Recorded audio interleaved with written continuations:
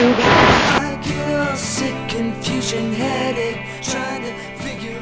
everyone, it is Sinix once again, and I'm doing episode 5 of my Painting Faces series, and in this episode I'm going to be doing this face way over here on the right, and this happens to be a very special face because this is the self-portrait of the set, so it should be a lot of fun, and I'll be able to poke fun of myself and make it look nice and sickly and pale and all that good stuff, so it should be a lot of fun. So for starters, you might notice I'm gonna be working from light to dark on the skin tone itself, but before I get into that, I'm actually filling in a lot of dark tones around the outside of my skin tone, with the hair and some background stuff on the left and the shirt color on the right. And that's just to make it mentally easier for me to bring in some really dark tones on the skin tone itself. You can see, like, on the left side, I'm bringing in some really dark tones, a lot of contrast. And I feel like it's just kind of mentally more accessible to do that if you've kind of established that dark background versus, say, working with a light skin tone on a light background. You might be more hesitant to really bring in those strong dark values. So, other stuff I'm going to be trying to do in this piece, I'm trying to bring in a lot of kind of greenish tones and different values like that, different hues and values that'll make it look kind of pale, kind of sickly, not too sickly, but just kind of give off that kind of more pale vibe versus some of the faces you see on the left side. So other tricks for that is, obviously I'm bringing in a lot of red around the eye and really giving those dark red bags under the eyes to kind of both look really tired. You know, you want to capture that I'm a tired artist that doesn't sleep well and I've been up all night making videos for YouTube and all that good stuff. But it also helps to have those bright reds because they give a lot of contrast to the paleness of the rest of the skin. So it's one of those things that also helps to make your skin look more pale if you're going for like a paler skin tone and stuff like that. So kind of filling in a little bit of color in there in the part of the hair. And let me see if I can get back to the eye stuff. Yeah, kind of working around the eye a bit. You can see I'm trying to bring in some brighter saturated, like oranges and reds around the eye and stuff like that. And you can see that bright highlight on the inner side of the eye, like right off to the eye on the inner side. And you can actually see that in all the faces I've done so far. And I'm not sure if I really mentioned that. But right there on the inside of your eye, there's kind of, you can feel it with your finger. The skin there is it's very moisturized and very smooth and kind of silky, and that's why you get all those reflections of light, and a lot more reflections on that part of the skin than versus other parts. So that's why you always get those highlights in that area. And also on the bags, like under the eyes and stuff, on your eyelids in general, you kind of get more highlights. But obviously the skin there is a little more filled with blood vessels and stuff, so it's kind of can be red, or you might have makeup on if you're a girl, but just in general, you kind of get some good highlights and some reflections of colors on that area of the skin. So, let's see, I'm kind of noodling around here on the face a lot. I feel like, once again, it kind of threw me off, like I mentioned with the girl on the top. It kind of threw me off because I don't have the entire face. I can't see the nose and the mouth, and that kind of makes it a little more difficult to fill in, like, the chin area, or I should say the cheek area and stuff like that, because you're kind of like, it messes up your strokes, because you want to kind of define everything by the strokes, and you kind of work off where the other features of the face are and stuff like that, because you want to follow all the features with the direction of your strokes and stuff. So let's see. Actually, you know what, because this is a self-portrait, it actually presents a pretty good opportunity for me to answer one of the questions that was asked in a previous video. Let's see if I can find that real fast. Yeah, someone asked if I could talk about my experiences in the art world, and also if I could talk about, giving any advice on how to get a job in the art world and stuff like that. So first I'll talk about my experiences in the art world, and I actually didn't really start getting into drawing until kind of later in life. Later than most people, but there's certainly people that get into it a lot later. But I was about 20 years old when I started drawing regularly. And it felt like I was, most of the people that were on my level were like 15-year-olds and 16-year-olds. Because that's, I think, where a lot of people get serious about art is when they're in their teenage years. But yeah, I kind of missed out on that. I didn't know what I wanted to do with my life. I was jumping around between a lot of things. I wanted to be a computer programmer and a pilot, and then I wanted to be a writer.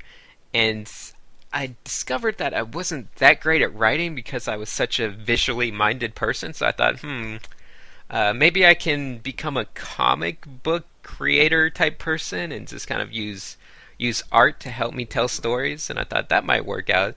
But I didn't know how to draw that well, so I went on the internet, looked around, and just by amazing luck, the site conceptart.org happened to have just recently started back then. I think it was like 6 months old, and somehow, I don't even know how, but I stumbled onto that site and was just kind of blown away by the level of quality and just the passion that these people had for art.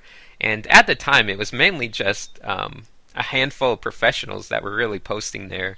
Like in the sketchbook section, it was all, Marco Georgievic and Wesley Burt and Hardcore Pix and Andrew Jones and Sparth and kind of both all those like starting Massive Black people.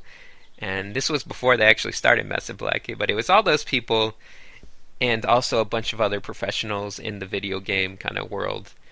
So I was kind of blown away, and it was just, I would say, one of the most inspirational times of my life where I was just like so inspired by seeing how passionate these people were and seeing what they were doing in their sketchbooks because they were updating every single day.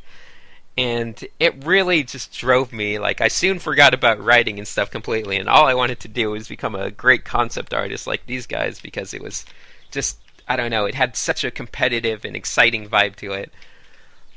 So I started updating my own sketchbook and really learned to draw basically everything I know, or most of what I knew. I really learned in those first couple years of just updating my sketchbook daily and really being passionate, and I haven't really matched that level of dedication since then. That's too bad, and hopefully I'll get back to that eventually, but I definitely haven't been as driven as I was back then. But yeah, so I stayed with it for a couple years, and before I knew it, I developed all these friends and just connections with everyone, from drawing with people. I even started a local sketch group for a little bit, and it was all kind of very exciting, and I was making lots of friends, and before I knew it, I started getting job opportunities almost on a regular basis. Like, it seemed like I was getting one every couple weeks or so, like, and some of them were pretty major, like to move to other countries or to move to other states, and just all these amazing opportunities, but I was completely overwhelmed because I still just felt like I was barely learning stuff. I'm this kid with no experience, and all I had to go off of was this kind of passion I had on the website. Just on website, I didn't have any formal education. Just kind of self-taught. But I just been working on this website, and all of a sudden you're getting these huge opportunities from big companies to work for them, and it was very intimidating. But I actually took a job with Electronic Arts because they offered me, a bunch of money, and it was, a very exciting opportunity. I think they wanted me to help develop like an IP from the ground up, so that was pretty amazing at the time. But I completely wasn't ready for it, like mentally, or just kind of I didn't have the depth of my artistic skills to really handle it, so it didn't wind up working out too well, and it just kind of wound up leaving me very kind of stressed and uneasy about what to do in the art world and stuff like that. But actually, let me pause real fast to get back to the painting itself. You can see there I'm actually color correcting a couple things. I decided to make it a little more greenish, bluish, and really give it that kind of slightly more irradiated look that you might have from sitting in front of a computer all day doing digital art and whatnot. So I just kind of made the colors slightly more bluish and greenish with that. But back to my story, so it didn't quite work out with Electronic Arts, and since then I've kind of like over the past few years, I've just been trying to figure out other stuff and how I can make money doing art on my own and taking some freelance jobs here and there and just kind of doing my own thing. And it's been kind of fun. I'm not sure if I'll go back to the big kind of big company career stuff, but you never know. So I guess that kind of ties into what I could tell you about getting a job in the art world, and that is the importance of just connections and exposure. I feel like the main thing is connections, because I didn't really mention it, but a lot of the job offers I was getting at the time were because of referrals from other artists that I'd become friends with on like conceptart.org and stuff. They were sending a lot of job offers my way that they couldn't take, or that they were too busy for. And since I was such an active member and befriending all these people, they would just be like, who do I know that can take this job? Oh, I know. I'll just tell them to go to this guy and ask them. So that's how a lot of job opportunities come about. And you don't really, I wouldn't say that going to college or anything like that factors into being able to get a job. Like, I was never asked what my qualifications were. Maybe I should have been. But yeah, you don't have to go to college or anything. It mainly just comes down to your portfolio. But I can see how it would certainly help you feel more prepared if you actually went to school. Saying this as someone who didn't get any formal education in art, I kind of still feel uneasy about like working because of that kind of lack of preparedness that you might get from a formal education. But you certainly don't need it, so that's just something to keep in mind. If you're not like if you have trouble motivating yourself, I could see going to art school might be very helpful for you. But otherwise, just do whatever you feel is best for yourself. So, aside from connections, the other main thing about getting a job is obviously exposure. And that could mean just posting a lot on even just DeviantArt or whatever your website of choice is. The internet is obviously the main place where people are finding work these days. A lot of the big art directors for different companies are on the internet. They're looking at great artists. They're bouncing around. They're seeing what people are doing, and that's really all of the place you need to be is on the internet with your. I wouldn't say just having a website. It's important to have a website, but you need something that's more visible, like posting on a web board or a conceptart.org or DeviantArt or just wherever.